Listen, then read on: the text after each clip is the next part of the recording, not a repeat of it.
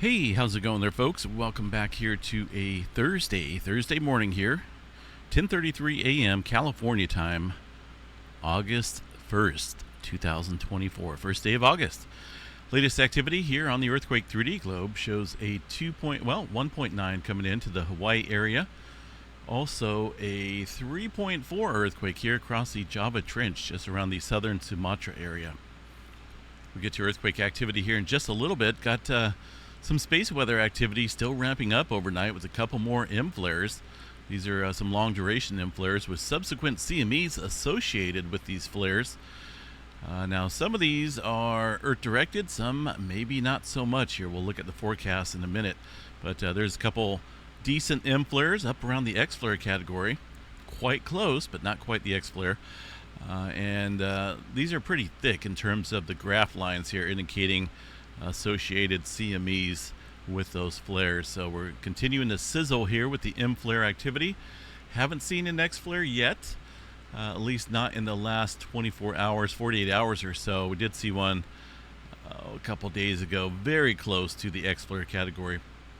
And it's still likely that we could see an X flare here in the hours and days ahead. We got a 25% chance here for an X flare. M flare at 75% chance. Of course, we're almost sizzling with M flares consistently. And C flare obviously well above the 99% certainty there. Currently flaring with an M1.3, and as you can see here on the UV filter, quite a number of sunspots there that are contributing to the flaring. We've got a couple different regions out on the western limb. They're going to be out of sight, out of mind here in the hours ahead. But they're continuing to provide us with a little bit of flaring there in the M flare category. Also back around the eastern limb here of the sun. Notice these two bright features indicating an active sunspot region that we will be coming around in the Earth-directed view a little bit more squarely. And will amplify the conditions out here in terms of forecasted auroras. Could see an X flare here in the hours and days ahead. Now, there was a CME that was blasted off here yesterday. I want to check this real quick, see if they've updated the chronograph image and see if we got any space weather as far as auroras headed our way here. So let me bring this up. It's going to be this image here. This is the WSA solar wind prediction chart. And yeah, it looks like they did. So CMEs are going to be blasted off here from the sun. There's one arriving on the 3rd of August, UTC time. Pretty decent one. Got some decent plasma density coming in, and also a little bit of elevated wind speed as well. Not a direct hit in terms of the brunt of the material of this plasma cloud, but we do have a chance here of seeing maybe a G1 or G2 class storm in the August 3rd time period. Let's see what they have here. Predicted. Looks like they haven't updated this yet. So we'll have to check back on it. But either way, there is some type of CME that's headed our direction. And I guess we'll see if it hits us or not. I know this last event here that was expected to be a G3 class storm turned out to be, I can't say a complete dud, because there was quite a few folks that caught some of the auroras down across the northern tier states and even a little bit lower. But really what was up here is just, we only seen a G1 class storm. There was no G3, G2. Things were fairly mellow in terms of what they had forecasted. You can see that there on the last couple charts. Reached up around the KP index of 5 here over the last couple nights, and really to me it wasn't even all that of a big deal. So we'll have to wait and see what this next CME does to the planet. Maybe it'll be a little bit more squared up and provide us with some decent solar storming out there in terms of the auroras. We'll have to wait for that. All right, and there's your flares, quite a few of them overnight and over the last couple days here. We'll continue to keep an eye here on numerous sunspots, as I mentioned, a couple different ones on the western limb here. This one here is currently flaring. This group right here, obviously some complexity being observed within the magnetic structure of numerous individual sunspots here within this region. that pose some threats there for some strong flares.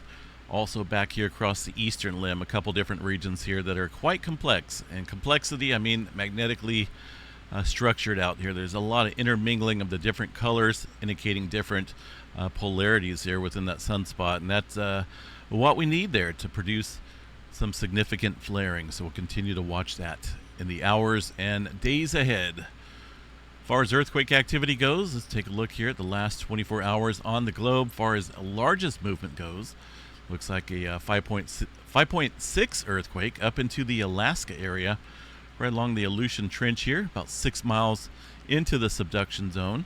That's not deep, fairly typical there for any earthquake there at the subduction zone level. But I think that's the largest one we've seen here in a little while. Let me bring up the last 7 days. I'll bring up the last 30 days here. I take that back. We did see a 6-pointer back on the 18th of July.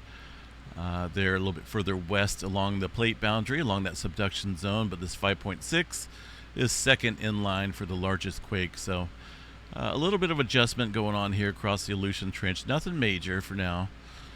Across the west coast area, Pacific Northwest, relatively quiet, aside from a handful of smaller quakes up there in the Washington area. Really not seeing anything of any abnormal activity. Let me bring up the latest image here. Yeah, just some little bit of smaller quake activity out here around the desert air area of Washington. A couple of 1s and some 2s out there. Northern California got a little bit of activity up here outside of Red Bluff. Now, well, it's a 2.0, a couple 2s out there. A little uncertain though on if those are actually legit earthquakes or not. This is where the fire is going on, the park fire. But it looks like it has been reviewed, so those are going to be some legit earthquakes. A little odd area, but yeah, we have that fire. The park fire is still burning up here. We'll check that out here in a few minutes. The Bay Area of California, fairly quiet, aside from a couple smaller quakes down there. And extreme Southern California, well, nothing of any abnormal activity today. In fact, the 2.5 map and above removes pretty much all the earthquakes from the map. A 3-pointer up here early this morning, just around the Owens Valley area. This is around where that big earthquake struck back in, what year was that? 1872. A pretty decent sized earthquake. A lot of time has passed here since we've seen, some decent movement out here. A lot of faults well overdue across the California area. But for now, a handful of smaller microquakes out there of really no concern for now. Up into the Intermountain West area, Idaho, Montana, just some 1s and 2s out there. Yellowstone looks pretty quiet. Let me see if the graph here is working today, which it is. There is an earthquake. That's going to be the 5-pointer. So between 0330 and 0430 there, that's when the that 5-pointer struck up here across the Aleutian Trench. Of course, this is going to be Alaska time here, so it's going to be off by an hour. That would coincide there with that 5.6 there at 0303 in the morning. So 3 in the morning here, California time. That earthquake did show up here across the majority of the seismograph stations there at Yellowstone National Park. So distant earthquake.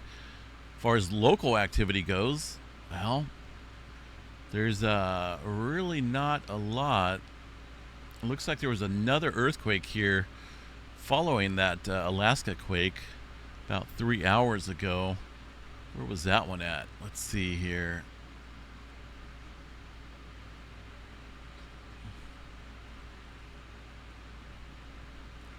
A little uncertain where that one's at. It looks like a localized quake. Maybe it was, no, it wasn't that one. That was from yesterday.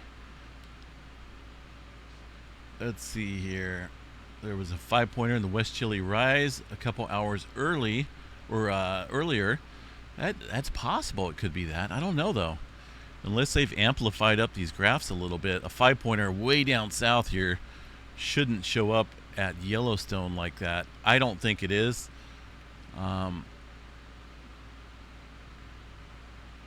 And the reading I'm talking about is this area right here. That showed up across Holmes Hill, Purple Mountain, over here around Parker Peak.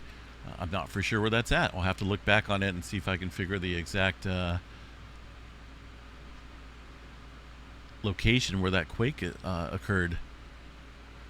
But as far as the local activity, we're fairly quiet out there across the board for now. Texas, still getting some movement out there in the oil fields. Quite a few twos and some ones out there across the area today. New Madrid seismic zone fairly quiet. Puerto Rico area, there's that 5.0 from yesterday off the coast of Panama.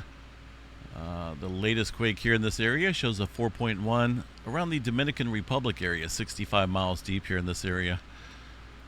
Looks like that's going to be into the Marianas Trough region here. A couple different subduction zones around the area of the Caribbean plate in general. All right. Let's take a look up north here real quick. I thought I seen something. Just a couple smaller quakes way up there. All right. The Kilauea volcano down here is still getting a little bit of activity, and it's stretching off here towards the lower East Rift Zone. So let's go see what's going on there across the Hawaii area on this Thursday. The volcano still sitting at a yellow and advisory here. Nothing changed in that aspect of things. There's an earthquake starting to stretch out here a little bit. So let's check out the seismograph station, see what we have.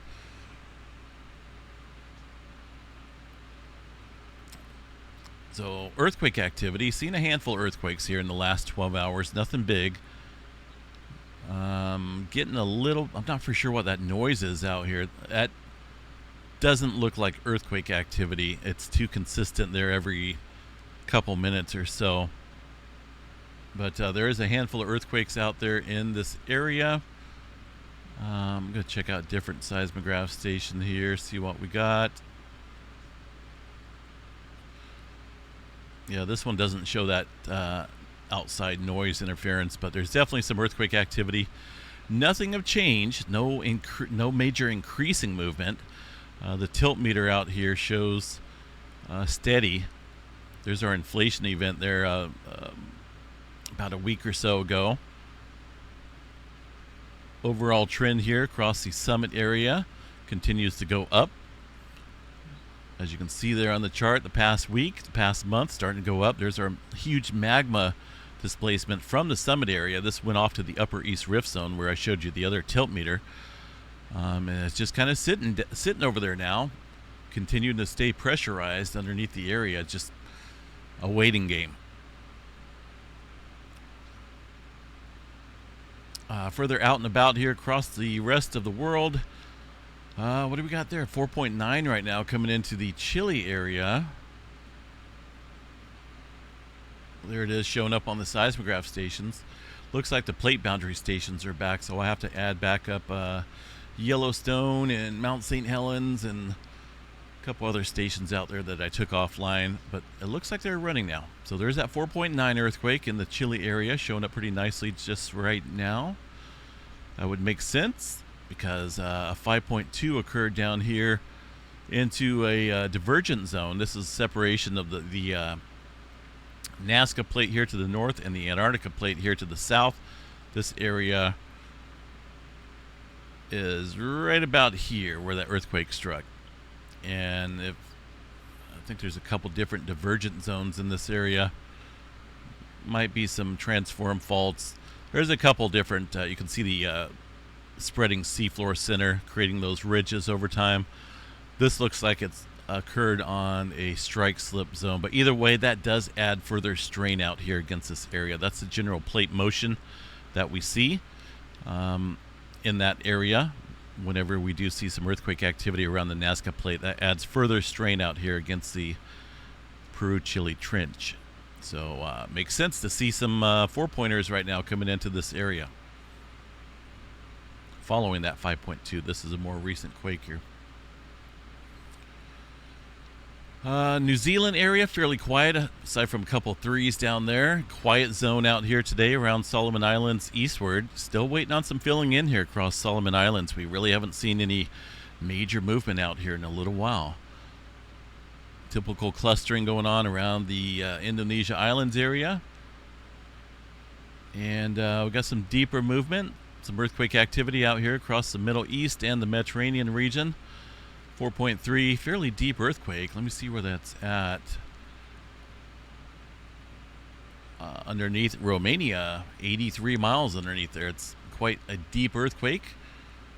Could be a sign here of some further increasing strain out here in the region. Normally these deep earthquakes are a good sign here of some surface adjustment about ready to take place out here around the region. So we'll continue to keep an eye on this area. Romania, 4.3, pretty deep earthquake there. Atlantic Ocean, pretty quiet. Let's go give a quick glance at the Iceland activity here real quick, where we're looking at about 46 earthquakes here in total tally in the last 12 hours, with an uptick here around the Grindavik area and the Svartsengi area in general. Got a little bit of movement taking place here. Got to keep an eye on this because we are quite inflated underneath this area as well, getting really close to seeing an eruption take place here. Let's go over to the Icelandic Met Office, see if they put out an update here today or not, which they haven't. And their update here was put out a couple days ago. They just kind of chatted about the general possibility and probability here of magma flow and even an eruption in the coming days, and that is due to the elevated inflation that's going on out here, folks. Magma accumulation, pressurization underneath the area. Here's our last eruption back in the end of May. Obviously, we've gone up and inflated even above that previously reached level where we last seen our eruption there back in the end of May. So any moment, it could happen any moment. I don't think it's going to happen right now immediately, because we should see earthquake activity really ramp up and then leading up to the eruption. I'm talking about hundreds of earthquakes prior to any eruption, and it's not taken place yet. All right, what else do we have here, folks? Storm Prediction Center, as far as severe weather goes, got a slight risk over here across Ohio, Illinois area, and even a little tornado threat today here in the green. So if you're out there around Columbus, Ohio, Milwaukee, Wisconsin, even got a little bit of threat out there as well. Keep your eye on the sky. Got some wind and some hail threats out there as well across this area of the country for severe weather. Far as the fire goes here in Northern California, that's the Park Fire. Let's see if we can refresh that, get the latest information here. Looking a lot less active out here. As far as the current containment, we're sitting at about 18% here.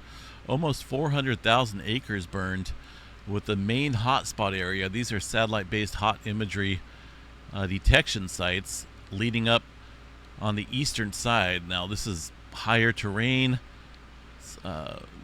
quite a lot of slopes up here, right? Getting into the higher terrain, a lot of canyons for the fires to burn in. And yeah, I'm really surprised this is still burning though. They've been attacking it quite a bit here in terms of hoping to put this fire out. It looks like they've done a decent job here across many areas of the north and west. But here along the eastern edge, there's still some hot spots, and a couple hot spots in between here within the fire perimeter. So we'll continue to keep an eye on that. It's just burning up there in the hills, a little bit into the higher elevation up here. And far as hurricane activity goes, I know we've been watching this potential hurricane development down around the Gulf of Mexico. Let's put this into motion here and see what we got today. The GFS model showing a more northeastward turn with this tropical system down here in the coast of near the coast of Florida. Last night that was showing a decent hurricane hitting the New Orleans area, but now it's showing a decent hurricane hitting the East Coast area. So this is a ways out. This is about a week out These models can change very drastically, as we've seen. Let's check out the ECMWF model, see what they state here today. Actually, that one's not quite loaded all the way, so let me go to the windy map here and double check that. So this is going to be the ECMWF around the 8th.